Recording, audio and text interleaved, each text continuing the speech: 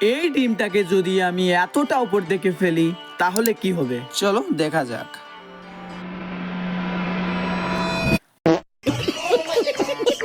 Obviously ডিমটা ফেটে ভর্তা হয়ে যাবে, ঠিক এইরকম। কিন্তু আমি যদি ডিমটাকে বাঁচানোর জন্য 3টা মেথড ইউজ করে ফেলি তাহলে কি হবে? আশা করছি ডিমগুলো বাঁচার 60% চান্স আছে। সো আমাদের প্রথম মেথড হচ্ছে, আমরা যদি একটা ডিমের উপরে ফেভিকলের প্রলেপ এবং পলিথিন দিয়ে মুড়ে তার উপর টেপ লাগিয়ে দিই তাহলে কি হবে? এটা কি বলের মতো বাউন্স করবে?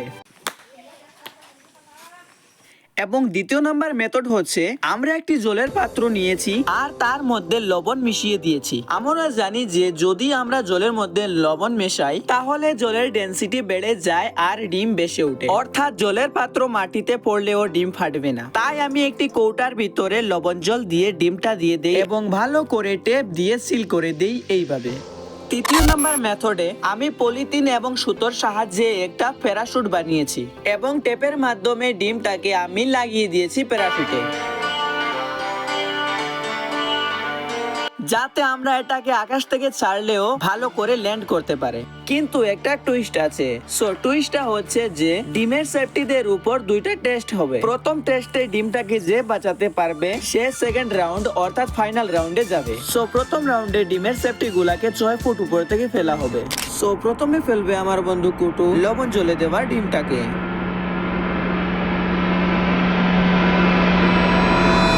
তো গাইস দেখো, বোতল কিন্তু নষ্ট হয়ে গেছে, বাট লবণ জলে রাখা যে ডিম সেটা ফাটে নাই। তো চলো এটা নেক্সট রাউন্ডের জন্য রেডি।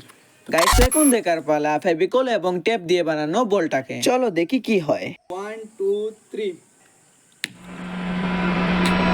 গাইস আমার তো মনে হয়েছিল পড়ার পরই ফেটে যাবে, কিন্তু এটা ফাটে নাই, অর্থাৎ এটা ফাইনাল রাউন্ডের জন্য রেডি। তো গাইস এখন আমি 6 ফুট থেকে ফেলে দেখবো আমাদের প্যারাশুটওয়ালা ডিমটাকে।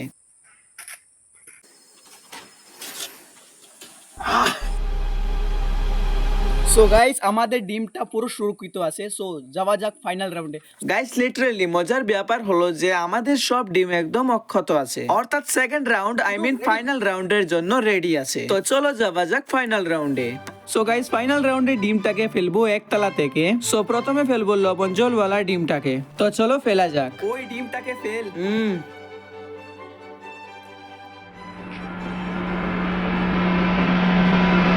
গাইস ডিমটা পড়ার পর এমন আওয়াজ করলো আমার মনে হয়েছিল যে এটা ফেটে গেছে, কিন্তু এটা ফাটে নেই। সো গাইস এখন আমি সেলোটিপ এবং ফেভিকল वाला ডিমটাকে ফেলবো।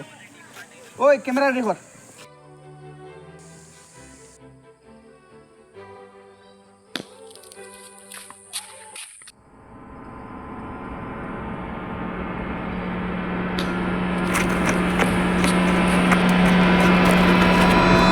গাইস ডিমটা ফেলার পরে ফেটে গেছে, সো একটু একটু ফেটেছে। তো গাইস ফেভিকল এবং টেপ দিয়ে বানানো বলটা তো কাজ করলো না, অর্থাৎ এটা ফেল হয়ে গেল।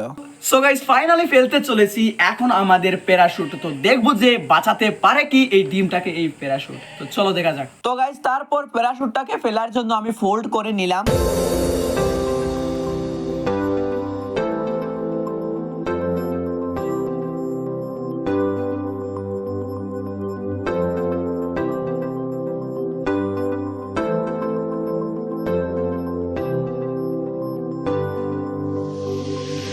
তো এখন ফেলবো। রেডি 3 2 1।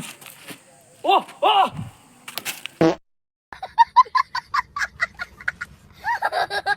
তো গাইস দুঃখের বিষয় হলো আমাদের প্যারাশুটটা আকাশে উড়ে না গিয়ে বিল্ডিং এর সাইডে লেগে ডিমটা কেমন ভাবে ফেটে চাকনাচুর হয়ে গেছে। তো গাইস মনে হচ্ছিল যে এটা ডিমটাকে বাঁচিয়ে নিত, বাট এটা ফেটে গেল।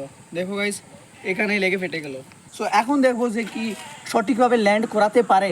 তো তবু দেখি, চলো রেডি। কি হলো?